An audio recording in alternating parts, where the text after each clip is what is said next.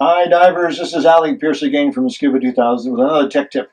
Some ideas, things that aren't in the book that might make your diving a little safer and certainly a whole lot more fun. I certainly hope so anyway. Today we're going to talk about the single most important piece of equipment a scuba diver owns. Not the tank, not the regulator, in fact it's the mask. If your mask doesn't fit, doesn't work well for you, you will not be safe and you won't have any fun, so what's the point? The mask, therefore, is the single most important piece of equipment. Now, a lot of you know I've been diving for a very long time, and I have a lot of old equipment. I am holding in my hands one of the oldest masks in existence. This is the very first mask made in North America. This is from 1949, 1950 roughly. This is a homemade mask on a semi-production basis made by a wonderful man by the name of Charlie Sturgill. It's called the Sturgill mask. It was made for a very old skin diving club in Southern California for the members only. Made about 50 of these masks. We only know 3 still in existence. I was very happy to acquire this mask with the help of my good friend, Dr. Sam Miller in California. And I'm very happy with it. But it is an old mask. It's a very stiff piece of rubber. You see how stiff it is. It fits your face or it doesn't. It's real simple. Piece of glass, not tempered. Metal band around the outside. Charlie Sturgill made this mask.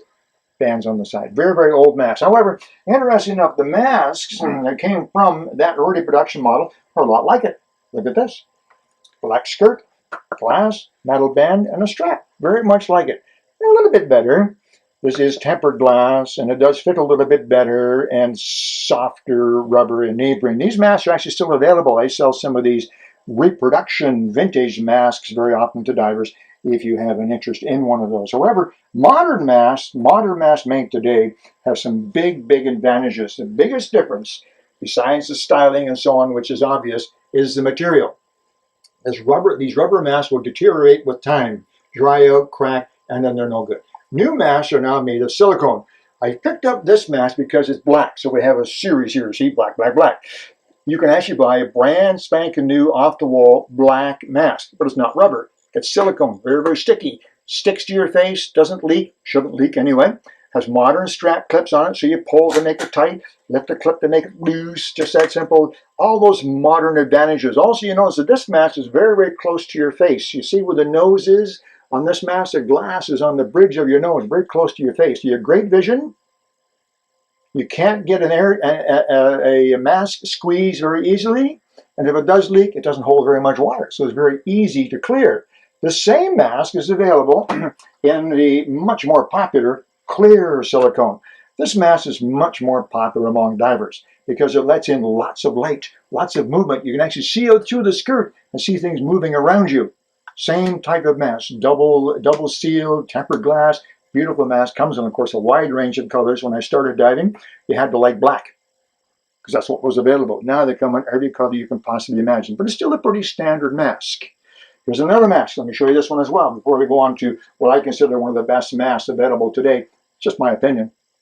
This is a common mask. Many divers come in and they pick this mask off the wall because they say, oh, I want that mask. It's got windows in the side. It does. It looks like the windshield on my 56 Buick Special that I had a long time ago. But you notice that with all that extra glass, you see how the mask sticks out so far? And it's like a little aquarium. Holds a lot of water. You actually can't see that well up the sides because it sticks out so far from your face. However, some people like it. This is a new mask, just for a few years, made by Cressy. Excellent company, been in the business for a very long time. The first thing you need to know about this mask is this. You see, the nose and the glass, they're not perpendicular. The glass slopes in like this. The skirt's very close to your cheek. Very low volume. Great vision. They've tipped the glass down so you can see down very well. This is the only mask that Kevin can wear and still see his weight belt buckle for a variety of reasons. It seals really well, has easy adjustments. You pull to tighten it, you lift this to loosen it. Just a beautiful mask. Another feature of this mask, which is awfully nice, prescription lenses. That's right. For you folks that have less than perfect vision, you want to be able to see, you can buy snap-in lenses. There's a lens, a typical lens.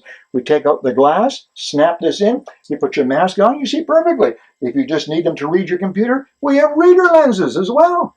Put it in, you can see, and look down and read your computer. Lots of options like that. Even sticky-in lenses are available now. The options and accessories available for a mask today is unbelievable. You can also even get a pad for the back of your head. It keeps the mask from sliding if you have no hair like me, or you have too much hair. Is that possible? Oh yeah. Anyway, if you have a lot of hair, this keeps the mask from sliding up and down the back of your head. So masks have changed a great deal, mainly in color, some of the features. They seal much, much better now. They're very enjoyable. And what you need to do is go to your local dive store, get advice from your local dive store expert, have him try on several masks, show him exactly what he's looking at, how it should fit. And then if you can, jump in the pool. You can do that here at Scuba 2000. I should jump in the pool and give it a try. There are many, many masks to choose from. In fact, why don't we take a minute right now, go to the pro shop and take a look at some of our masks at Scuba 2000. Hi folks, we're back again now, and here I am standing in the pro shop at Scuba 2000 at the mask and snorkel display and fin display as well, just to point out some of these masks. Right here, in fact, is that vintage model that you saw earlier in my tech room, and we do sell that. What else do we have here? Well, this is a mask bag to put your mask in to protect it. If you have a good mask and if you've added prescription lenses, then we're looking at a couple $100 probably for that. You want to protect it, so there's a bag that protects it. Keeps your seed drops in, and even your snorkel accessories, lots of masks and snorkels. So here's a wide variety of masks. And the reason we have so many different masks is that we have so many different faces. I guarantee you that your face is different from everybody else's. Anyway, when you come into your local dive store, your dive store pro will take a few minutes and he will try on 2 or 3 masks, and then he'll suggest 2 or 3 that to him seem to be a good fit. Ask him why he thinks it's a good fit. And then you'll understand what you're looking for. And then you can try on some more masks. And if you're in a good dive store, hopefully they have a pool. You can actually go and try it in the pool to be sure it works really, really well. Typical mask, lots of different colors. This is the mask I mentioned earlier that has the sloping glass, sloping nose, very close to your face. No mask squeeze, easy to clear and so on. But there's so many different lenses to put on. So this is typically, if you go into your pro shop, you should be able to find lots of different masks, get a chance to give them a try. So important. The mask is the most important piece of equipment. If you can't see, what's the point? Scuba diving is all about seeing the underwater world and enjoying it. You need to have a good mask of your own, good fitting mask. So take a few minutes, go to your local pro and ask him what he thinks, learn and try lots of masks. I hope this has been useful. This is Alec Peirce from Scuba 2000 Tech Tips.